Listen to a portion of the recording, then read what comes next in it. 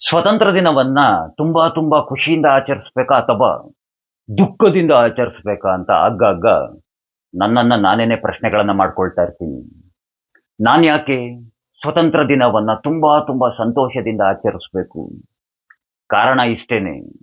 ದೇಶಕ್ಕೇನೋ ಸ್ವತಂತ್ರ ಸಿಕ್ತು, ಆದರೆ ಇದೇ ದೇಶದಲ್ಲಿರುವಂತಹ ನಮ್ಮ ಹಿಂದೂ ದೇವಾಲಯಗಳಿಗೆ ಸ್ವತಂತ್ರ ಅನ್ನೋದು ಸಿಗ್ಲೇ ಇಲ್ಲ.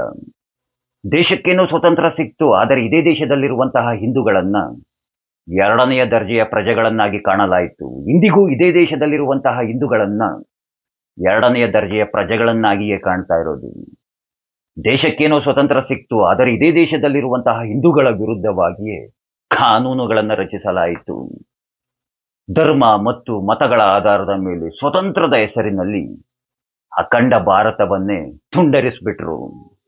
ದೇಶ ವಿಭಜನೆಯ ಸಮಯದಲ್ಲಿ ಹಿಂದೂಗಳು ಹಾಗೆ ಸಿಖ್ಖರು ಅನುಭವಿಸಿದಂತಹ ಆ ನರಕ ಯಾತನೆಯ ಕಥೆಗಳನ್ನ ಇಂದಿನ ಜೆನ್ಜಿಗಳು ಯಾರೇಳಿ ಇಂದಿನ ಜೆನ್ಜಿಗಳು ಒಮ್ಮೆ ಓದಿ ತಿಳ್ಕೊಳ್ಳಿ.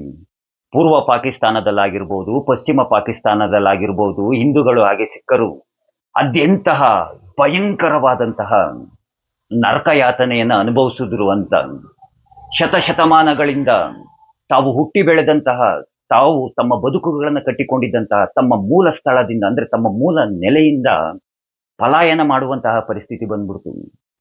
ತಮ್ಮ ಮೂಲ ಸ್ಥಳವನ್ನ ಬಿಡುವಂತಹ ಸಮಯದಲ್ಲಿ ಸಾಮೂಹಿಕ ಅತ್ಯಾಚಾರಗಳನ್ನು ನಡೆಸಿದ್ರು, ಸಾಮೂಹಿಕವಾಗಿ ಹತ್ಯೆಗಳನ್ನ ನಡೆಸಿದ್ರು, ಲೂಟಿಗಳನ್ನ ಮಾಡಿದ್ರು, ದರೋಡೆಗಳನ್ನ ಮಾಡಿದ್ರು. ಮುಗ್ಧ ಮುಗ್ಧ ಅಮಾಯಕ ಹಿಂದೂ ಹೆಣ್ಣು ಮಕ್ಕಳನ್ನ ಭಯಂಕರವಾಗಿ ಬರ್ಬರವಾಗಿ ಹತ್ಯೆಯನ್ನ ಮಾಡಿದ್ರು, ಅತ್ಯಾಚಾರಗಳನ್ನ ನಡೆಸಿ. ಪುಟ್ಟ ಪುಟ್ಟ ಹೆಣ್ಣುಮಕ್ಕಳು ಅಂತಾನು ನೋಡ್ಲಿಲ್ಲ.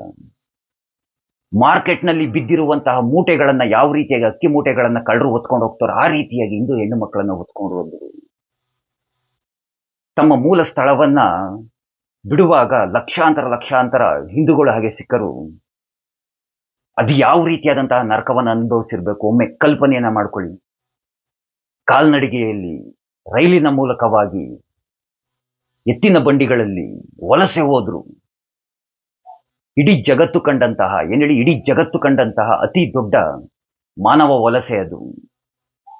ಅಂದಾಜಿನ ಪ್ರಕಾರವಾಗಿ ಸುಮಾರು 20 ಲಕ್ಷಕ್ಕಿಂತ ಹೆಚ್ಚು ಹಿಂದೂಗಳ ಮಾರಣ ಹೋಮವೇ ಆಗೋಯ್ತು. ರೈಲಿನಲ್ಲಿ ತುಂಬ ಕಳಿಸಿದ್ರು ಕಣ್ರಿ ಹಿಂದೂಗಳ ಶವಗಳನ್ನ.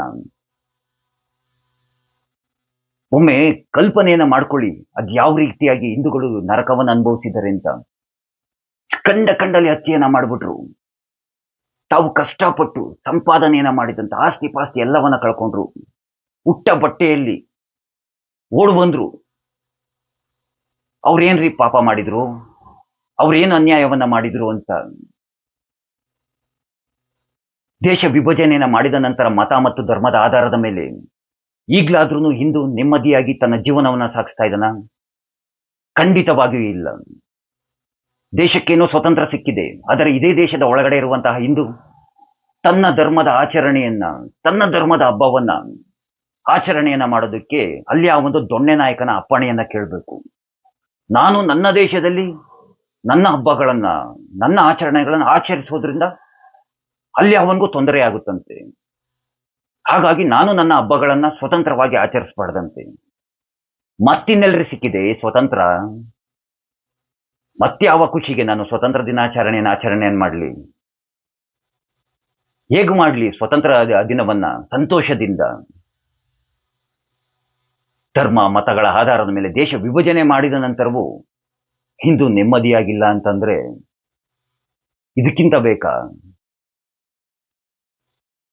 ಮತ್ತೊಮ್ಮೆ ಹೇಳ್ತಾ ಇದ್ದೀನಿ, ಕೇಳಿಸ್ಕೊಳ್ಳಿ. ದೇಶಕ್ಕೇನೋ ಸ್ವತಂತ್ರ ಸಿಕ್ತು, ಆದರೆ ಈ ನನ್ನ ದೇಶದ ಸ್ವತಂತ್ರಕ್ಕಾಗಿ ಹೋರಾಡಿದಂತಹ, ತಮ್ಮ ಪ್ರಾಣತ್ಯಾಗ ಮಾಡಿದಂತಹ ಅದೆಷ್ಟೋ ಮಹಾತ್ಮರು, ಕ್ರಾಂತಿಕಾರಿಗಳನ್ನ ಈ ನನ್ನ ದೇಶದಲ್ಲಿ ಮೂಲೆ ಗುಂಪು ಮಾಡಲಾಯಿತು. ಯಾವನು ನೆನಪಿಸ್ಕೊಳ್ತಾನೆ ಅವ್ರನ್ನ? ಯಾರು ನೆನಪಿಸ್ಕೊಳ್ಳೋದಿಲ್ಲ. ಸ್ವತಂತ್ರ ದಿನ ಅಂತ ಮಾತ್ರ ಆಚರಣೆಯನ್ನ ಮಾಡ್ತಾರೆ. ನೀವುಗಳು ಸ್ವತಂತ್ರ ದಿನವನ್ನ ಆಚರಣೆಯನ್ನ ಮಾಡೋದಕ್ಕಿಂತ ಮುಂಚೆ ಒಮ್ಮೆ ಆ ರಕ್ತ ಸಿಕ್ತ ಕಥೆಗಳ ಬಗ್ಗೆ ತಿಳ್ಕೊಳ್ಳಿ. ದೇಶ ವಿಭಜನೆಯ ಸಮಯದಲ್ಲಿ ಅದೆಂತೆಂತಹ ಘಟನೆಗಳು ನಡೆದು ಅದನ್ನ ನೋಡಿ. ಏನ್ರಿ ಮಾಡಿದ್ರು ಆ ಮುಗ್ಧ ಜೀವಗಳು, ಅಮಾಯಕ ಹೆಣ್ಣುಮಕ್ಳುಗಳು?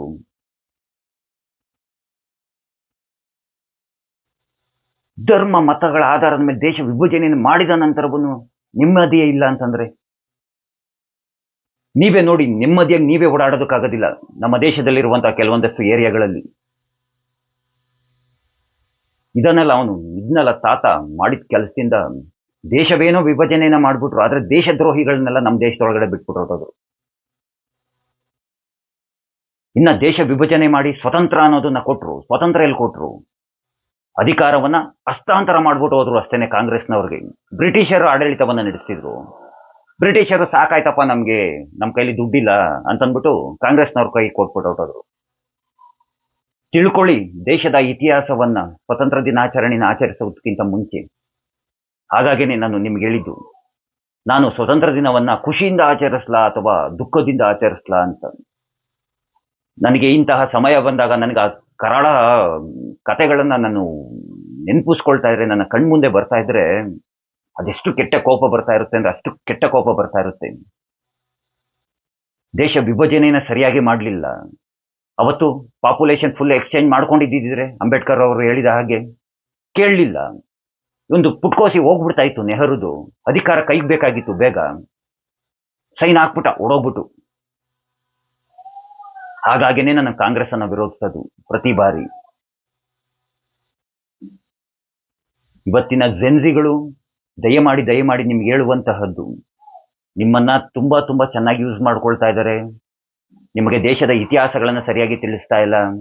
ನೀವು ನಿಮ್ಮ ಪುಸ್ತಕಗಳಲ್ಲಿ ಓದಿರುವಂತಹದ್ದು, ಕಲ್ತ್ಕೊಂಡಿರುವಂತಹದ್ದು ಎಲ್ಲ ಸುಳ್ಳು ಇತಿಹಾಸಗಳು. ಈ ದೇಶಕ್ಕಾಗಿ ಗಾಂಧಿ ಯಾವುದನ್ನು ಏನು ತ್ಯಾಗವನ್ನ ಮಾಡಿಲ್ಲ. ಇನ್ನು ಎಷ್ಟೋ ಜನ ನಮ್ಮ ಕ್ರಾಂತಿಕಾರಿಗಳನ್ನ ಬಲಿ ಕೊಟ್ಬಿಟ್ಟಿದ್ದಾನೆ. ನಾನು ಹಿಂಗೆ ಮಾತಾಡೋದು. ಗಾಂಧಿ ಫೋಟೋ ಇಟ್ಟು ಪೂಜೆ ಮಾಡ್ತಾರಲ್ಲ, ಗಾಂಧಿ ಹಾಗೆ ಈ ನಮ್ಮ ದೇಶಕ್ಕೆ ರಾಷ್ಟ್ರಪಿತ ಅಲ್ಲ. ಗಾಂಧಿಯಿಂದ ಮಾತ್ರ ನಮಗೆ ಸ್ವತಂತ್ರ ಸಿಕ್ಕಿಲ್ಲ. ಸ್ವತಂತ್ರ ದಿನದಂದು ನಾನು ನಿಮ್ಮೆಲ್ಲರ ಬಳಿ ಕೇಳ್ಕೊಳ್ಳೋದು, ನಮ್ಮ ಕ್ರಾಂತಿಕಾರಿಗಳನ್ನ ನೆನಪಿಸ್ಕೊಳ್ಳಿ. ನಮ್ಮ ಕ್ರಾಂತಿಕಾರಿಗಳು ಅದೆಷ್ಟು ಜನ ಪ್ರಾಣ ತ್ಯಾಗವನ್ನು ಮಾಡಿದ್ದಾರೆ. ಅವರು ಅನುಭವಿಸಿದ ಕಷ್ಟಗಳ ಬಗ್ಗೆ ಓದಿ, ಎಂತೆಂತಹ ನರಕಗಳನ್ನು ಅನುಭವಿಸಿದ್ದಾರೆ. ನೀವು ಬದಲಾಗಬೇಕು. ದೇಶದ್ರೋಹಿಗಳ ಕೈಗೆ ಸಿಕ್ಕಿ ನೀವು ಹಾಳಾಗೋದಕ್ಕೆ ಹೋಗ್ಬೇಡಿ. ಇಲ್ಲಿ ನಮ್ಮ ಧರ್ಮ ಉಳಿದರೆ ಮಾತ್ರ ನಮ್ಮ ದೇಶ ಉಳಿಯೋದು. ಇಲ್ಲ ಅಂದ್ರೆ ಮತ್ತೊಂದು ಸಿರಿಯಾನೋ, ಮತ್ತೊಂದು ಪ್ಯಾಲೆಸ್ಟೈನೋ, ಮತ್ತೊಂದು ಯಾವುದೋ ಸೌತ್ ಆಫ್ರಿಕಾದಲ್ಲಿರುವಂತಹ ಯಾವುದೋ ಒಂದು ಭಾಗದ ಇದಾಗ್ಬಿಡುತ್ತೆ. ಓದಿ, ತಿಳ್ಕೊಳ್ಳಿ. ನಿಮ್ಮ ಕೈಲಿ ಸೆಲ್ ಫೋನ್ ಇದೆ, ರೀಲ್ಸ್ಗಳನ್ನು ನೋಡಿ ಇಡೀ ಪ್ರಪಂಚದಾದ್ಯಂತ ಯಾವ ರೀತಿಯಾಗಿ ಬದಲಾವಣೆ ಆಗ್ತಾ ಇದೆ ಅಂತ. ನಂತರ ಖುಷಿಯಿಂದ ಸ್ವತಂತ್ರ ದಿನವನ್ನು ಆಚರಣೆಯನ್ನು ಮಾಡಿ. ಮುಂದೊಂದು ದಿನ ನೀವು ಬದಲಾಗ್ಲಿಲ್ಲ ಅಂತಂದ್ರೆ ಸ್ವತಂತ್ರ ದಿನಾಚರಣೆ ಅಲ್ಲ, ಯಾವ ದಿನಾಚರಣೆಯನ್ನು ಆಚರಣೆಯನ್ನು ಮಾಡೋದಕ್ಕಾಗೋದಿಲ್ಲ. ಈ ಮಾತನ್ನು ಯಾಕೆ ಹೇಳ್ತಾ ಇದ್ದೀನಿ ಅಂದ್ರೆ, ನನ್ನಂತವರು ಅವಾಗೆಲ್ಲೋ ಕೂತ್ಕೊಂಡು ಈಗಿನ ಪಾಕಿಸ್ತಾನ ಏನಿದೆ, ಆ ಪಾಕಿಸ್ತಾನದ ಲಾಹೋರಲ್ಲಿ ಕತೆಗಳನ್ನ ಹೇಳ್ತಾ ಇದ್ರಂತೆ. ಇವನು ಯಾರೋ ಮಾತಾಡ್ಕೊಳ್ತಾ ಇದ್ದಾನೆ ಅಂತ ಅಂದ್ಬಿಟ್ಟು ನೋಡಿ ಜನ ನಗ್ತಿದ್ರಂತೆ. ದೇಶ ವಿಭಜನೆ ಆದಾಗ ಅವ್ರಿಗೆ ಅರ್ಥ ಆಯ್ತಂತೆ, ಓನಪ್ಪ ಒಬ್ಬ ಹೇಳ್ತಾ ಇದ್ದ, ಏನೋ ಸಮಥಿಂಗ್ ನಡೆಯುತ್ತೆ ಅಂತ. ಇದೇ ರೀತಿಯಾಗಿ ಕಾಶ್ಮೀರದಲ್ಲಿ ಒಬ್ಬ ಕೂತ್ಕೊಂಡು ನನ್ನಂತವನು ಹೇಳ್ತಾ ಇದ್ದಂತೆ, ದೇಶದಲ್ಲಿ ಏನೋ ಸಮಥಿಂಗ್ ಆಗ್ತಾ ಇದೆ, ನಮಗೆ ಪ್ರಾಣದ ಬೆದರಿಕೆ ಇದೆ, ಹಾಗೆ ಹೀಗೆ ಅಂತ. ಇವನು ಯಾರೋ ಹುಚ್ಚ ಒಬ್ಬ ಮಾತಾಡ್ತಾವನೆ ಅಂತಿದ್ರಂತೆ. ನಂತರ ಕಾಶ್ಮೀರಿ ಪಂಡಿತರ ಹತ್ಯೆ ನಡೆದಾಗ ಓನಪ್ಪ ಅವನು ಹೇಳ್ತಿದ್ ಮಾತು ಸತ್ಯ ಅಂತ ಹೇಳ್ತಿದ್ರಂತೆ. ಈಗಲೂ ಸಹ ನಾನು ದೇಶದ ಒಳಗಡೆ ಇದ್ದೇ ಹೇಳ್ತಾ ಇದ್ದೀನಿ, ಸಮಥಿಂಗ್ ಏನೋ ನಡೀತಾ ಇದೆ ದೇಶದ ಒಳಗಡೆ, ಅದನ್ನ ಉಳಿಸ್ಕೊಳ್ಳುವಂತಹ ಜವಾಬ್ದಾರಿ ನಿಮ್ದು ಅಂತ ಹೇಳ್ತಾ, ಕೃಷ್ಣ ನಿಮ್ಮೆಲ್ಲರಿಗೂ ಒಳ್ಳೆಯದನ್ನು ಮಾಡ್ಲಿ.